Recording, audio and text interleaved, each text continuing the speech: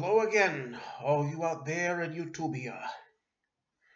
This is your host, David Primack, reminding you for the first time in a long time not to forget to click like below this video and subscribe.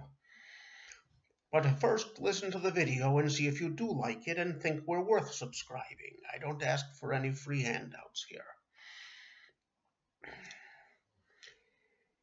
Anyway, continuing from last week's Yiddish lesson. We were discussing the past participle forms of various verbs. And we covered the irregular verb hub and a bunch of verbs, some of which have a n ending and some of which have a t ending, such as here, I've got to look up at my charts there, so I don't just sit here going all the time. Such as gegangen, gegessen, gelaufen, as opposed to gejogt and getrunkt. Those last two end with a T sound rather than an N sound. In a future lesson, I'll describe the phonetic system for Yiddish, which is very different from German. In fact, although etymologically and linguistically it comes from German, the entire flavor and attitude of Yiddish is very different than German.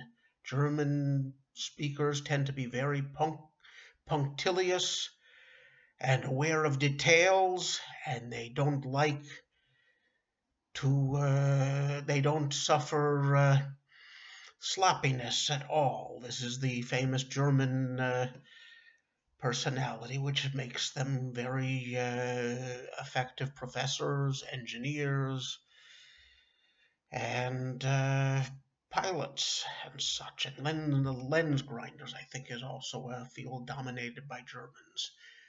Anyway, Yiddish speakers are not at all like that. In fact, if you make a few mistakes grammatically, nobody's going to notice. In fact, they won't even care if you point it out. But basically, it's a Germanic language with a lot of Hebrew and a few Slavic words mixed in as well, with some Hungarian and Talmudic Aramaic. It's what you call a polyglot, but a very unique and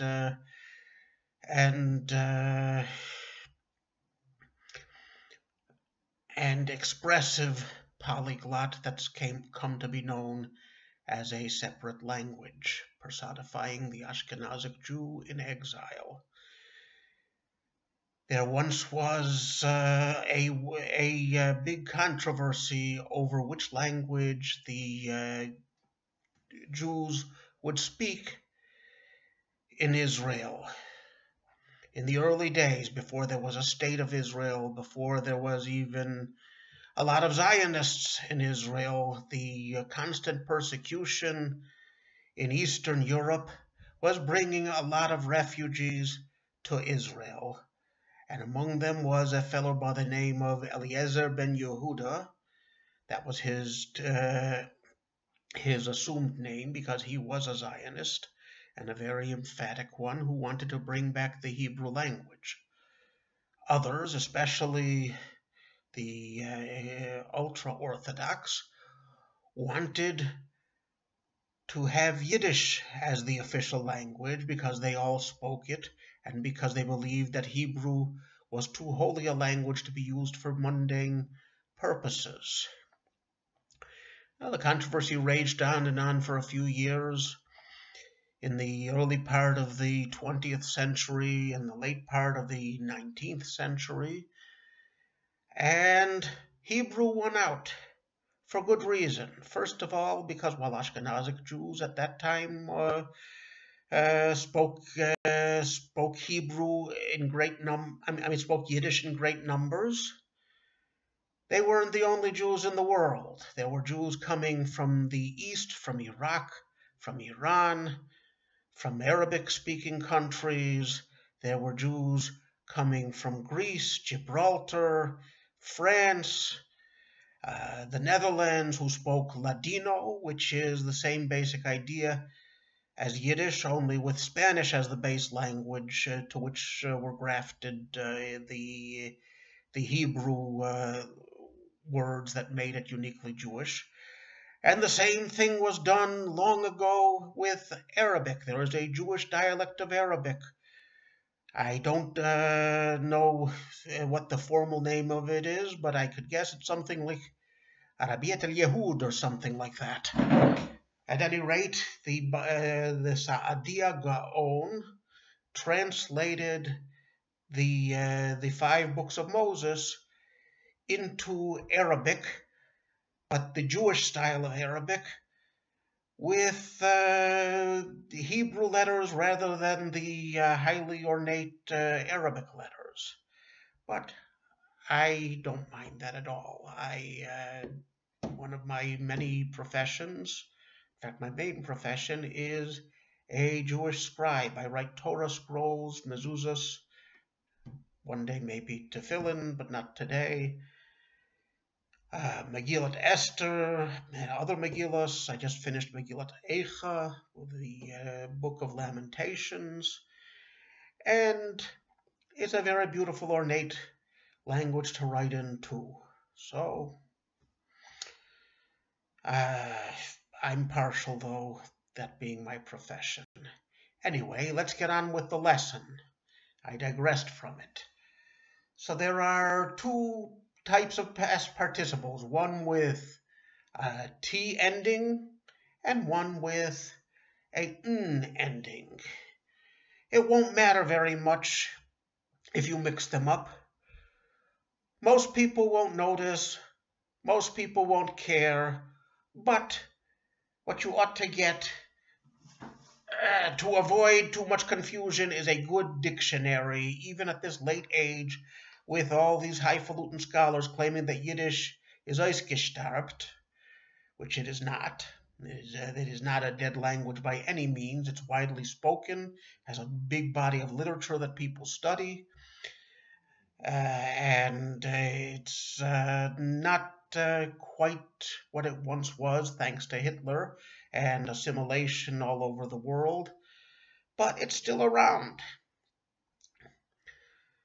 And here is the dictionary that I am using right now, but any dictionary is a good dictionary as long as it's not grossly inaccurate. It is the Comprehensive Yiddish-English Dictionary, which was based on the Dictionnaire Yiddish-Français, which was originally published in 2002 by the Paris Bibliothèque Madame. I think I'm pronouncing the French right. By Solon Beinfeld and Harry Buchner, the editors-in-chief. And it got republished in English in Indiana. What, by the state of Indiana?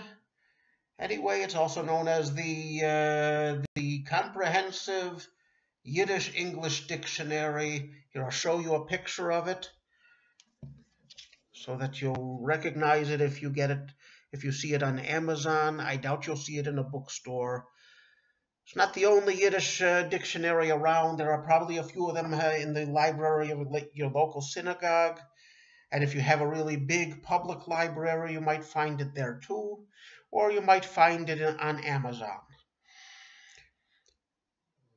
Anyway, this is a very complicated one. It gets into etymology and variations and things like that. It's written by great scholars. But there are plenty of simple dictionaries you can get if you really must be as punctilious as a German professor. But relax. If you're among Yiddish speakers, they probably don't know themselves which ones end with a T or with an N sound. And even if they catch your mistake, they won't hold it against you. So let's go on. with a few more of the T endings. There is trinken, previously mentioned, getrunkt, joggen, gejogt, and then there is passen, gepasst, which means to fit, to belong. Lahatim. If you want to say something is inappropriate, you say das passt nicht. For example, this does not fit. Zelo matim. Okay, and then for the first time I give you an actual Hebrew word. Paskinen. That means to decide and give a ruling on something. A Rav Paskin Talocha. A rabbi rules on matters of Jewish law. And you'll notice that even though that is a Hebrew word, it has a German conjugation in Yiddish. Ich paskin, du paskint, der paskint, ich hab gepaskint, du hast gepaskint, hat gepaskint, hu ani pasakti, ata pasakta, hu pasak, hi paska, etc. Or as you would say in either Hebrew or Yiddish, v'chulhu, another Hebrew word for you, which means etc., and so on and so forth. Okay, and then there is a tough one here, rotevetten, to rescue, which would be in the past participle, ich hab gerotevet. Du hast gerotevet, hat gerotevet. Lehoshia, rotevetten. Hoshati, hoshata, hoshia. Okay, now some more irregular verbs.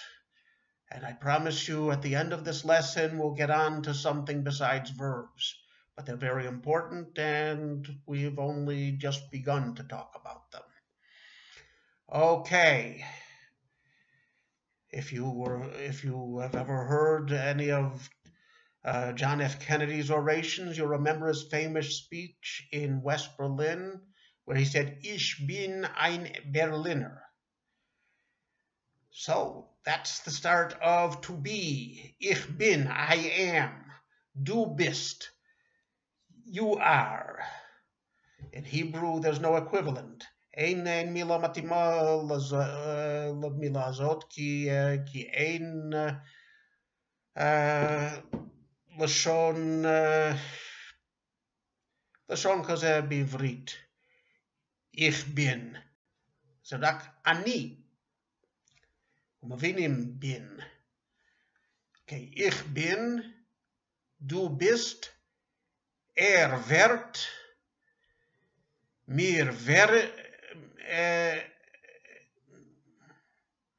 mir seinen, ihr seinend, sie seinen. And there is a way of using this verb of being in the past, but this is a full lesson. I'll have to get back to it maybe on the next lesson, but I'm very eager to get on to something about nouns then, so I'll see if I can fit it in. Still planning it. Okay, so let's give you the past of I was, which there is in Hebrew. Ich hab given is I was. Ani hayiti. Du hast given is you were. Ata hayita or at hayit. Hat given. He was, or sie hat given, you could also say, which in Hebrew is hu haya or hi hayta. And then mir haben given, we were, hayinu, ihr habent given, you were, And then finally, sie haben gewen. Hem hayu, atem hayitem, or hayiten, or hem hayu. Now that we've learned about going in the past tense, you got to know something else about the irregular verb hab. Its meaning, just as have in English, changes, because it does have a past tense. Only the past tense participle for hab no longer is an auxiliary verb which you tack on to give a sense of the tense, that it's past. It becomes have, like to have a house, to have a son, to have a wife, to have a gun, meaning ownership, possession. So, the past tense of hab is ich hab gehabt. It's a T ending there, you'll notice. Whereas zu sein, to be, has a N ending. So, ich hab gehabt, du hast gehabt, hat gehabt, wir haben gehabt, ihr habt gehabt, and they haben gehabt, which means I used to have, or I had, more simply. One of the other things I do is I occasionally do a bit of writing of poetry and prose in English, and I love to avoid auxiliary verbs, so I'd rather say I had than I used to have, or I had had, or some nonsense like that, because excess verbiage is annoying. Now, as opposed to my writing, I tend to talk too much, but I hope that doesn't bother anybody. If it does, leave me a comment saying, stop talking so much, Primac, and I'll try my best to comply. And now that we've been through enough about verbs for a while, I'm going to teach you something about nouns, but first using nouns that are already familiar to you, the personal pronoun, which I've been using to conjugate verbs until perhaps you didn't realize it. You got to know the nominative personal pronoun very well. Not much to know about it. It's nominative. It means the one doing something. Ich hab geläuft, du hast geläuft, the one who did it. Now, if you want to say the one that he did it to, for that you use the accusative. And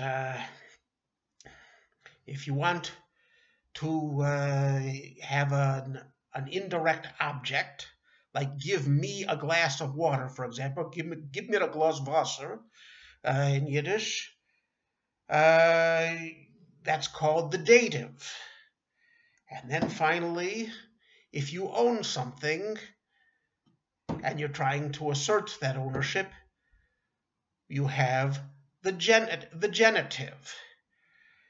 And you'll encounter this in ancient Greek, and you'll encounter it in German, of course, which we're sort of learning a derivative of language from German. There's quite a few of those. I mean, there's Swedish, Afrikaans, Dutch, Swiss. Is Swiss and Swedish the same thing? I don't know. Anyway, in all of them, you got the accusative, the genitive, the dative, the nominative, and the dative.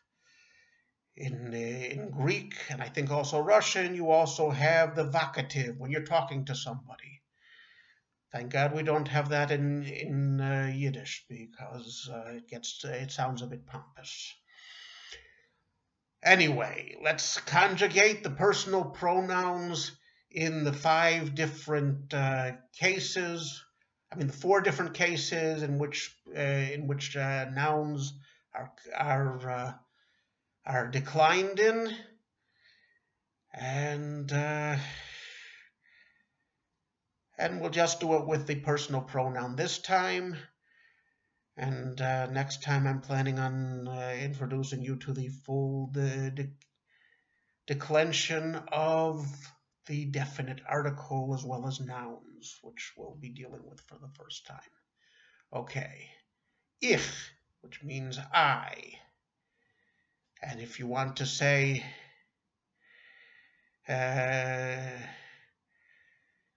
please, if you want to say a good example of the direct object here, you would say if somebody hit you, du hast mich geklappt. You hit me. If you want to say give me a glass of water, that would be the dative. As we already said, gib mir a Glas Wasser. And then finally, if someone's trying to steal something that's yours, and you want to say that it's yours, you'll say, das ist meine Buch, das ist meine Geld, or mein Geld, sometimes people say. Okay, so let's go on to the first person plural. The nominative you've met, wir seinen deine Kinderlach, we say in one of the many songs in Yiddish. We are your children, we say to God. And then there is accusative.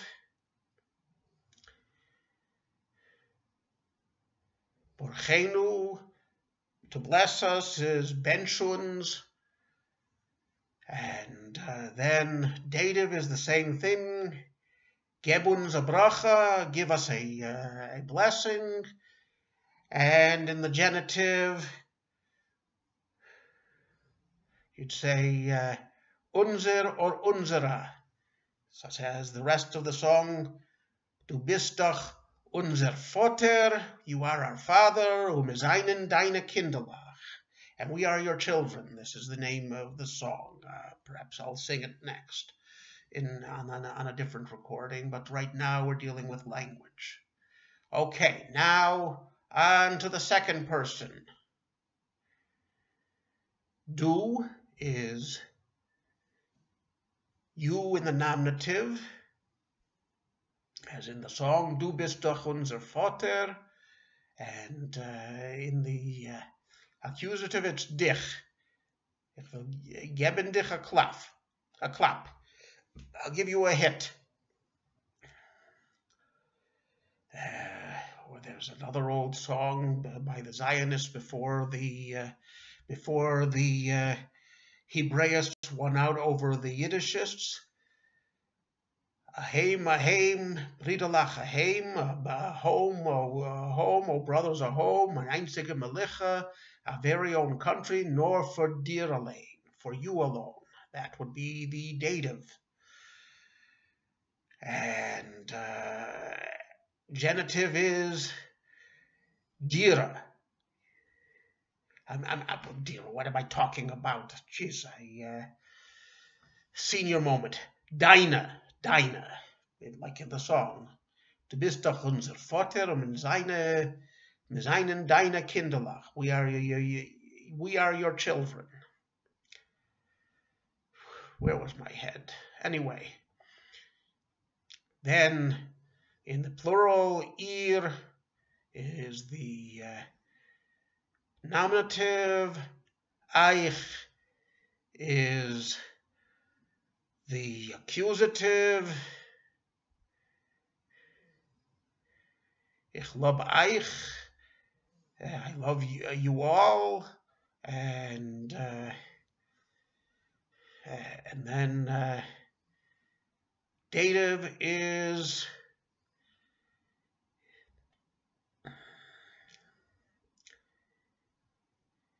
Ich lerne euch Yiddish. The same exact thing for the dative. It's pretty erratic. And then finally, genitive. Eure Kinderlach läuft in Gas. Your children run around in the street. That would be the genitive. Okay, and then finally the third person. Is him, he. Im is him in the accusative. Im is him in the dative as well. And sein or seine is genitive. And then in the plural, they is a nominative, they is accusative, they is dative, and zera is genitive. And then for girl, you would say sie, she. Ir would be her, just like in English, almost exactly the same. That's accusative. Ir is dative, and ir or ire is genitive as well as dative and accusative. And that is personal pronouns. There is no difference in gender in the third person plural between a bunch of girls or a bunch of boys. So let me give it all to the Hebrew speakers out there. Okay. Yes.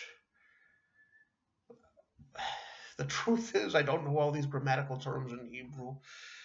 I studied it years ago, and now I simply speak it. But I'll try. Ich, ze ani. Mich is oti. Ze oti.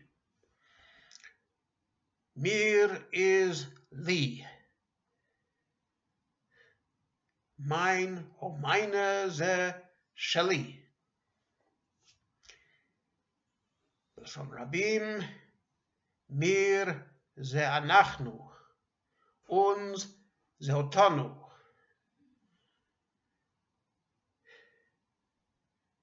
Uns ze otanu gam kein, ela שבלשון dative אומרים ביידיש, ולמרות שזה לא משנה כל כך בעברית, זה לא נשמע משנה כל כך ביידיש, uns באקיוזטיב או uns בדייטיב, זה נשמע כאותו דבר, אבל בעברית אומרים אותנו באקיוזטיב ולנו בדייטיב. Unsere שלנו. Du זה אתה. dich זה אותך. dir זה לך או בשבילך. deine שלך. ihr זה אתם או אתן. euch זה אתכם.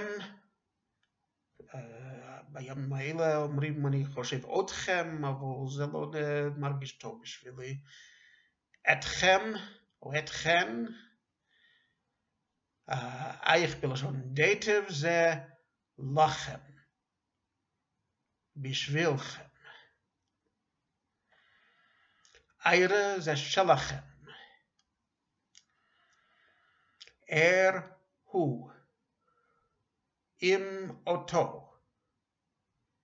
עם בלשון דייטיב, לא, או בשבילו. sein או seine, זה שלו. ובלשון רבים, זה הם. זה אתם, וזה להם או בשבילם. זרע שלהם. בלשון נקבה בלשון יחיד, זה היא. עיר זה אותה. עיר זה לה או בשבילה בלשון דייטיב. ועיר זה שלה, בלשון native, ובלשון רבים לא משנה בין זכר לנקבה. וואו, זה שיעור ארוך, יותר מחצי שעה, ואני מקווה שעזר לכם איכשהו. It's been a long lesson, it's over a half an hour, and I hope I've helped you. Thank you very much, and good night.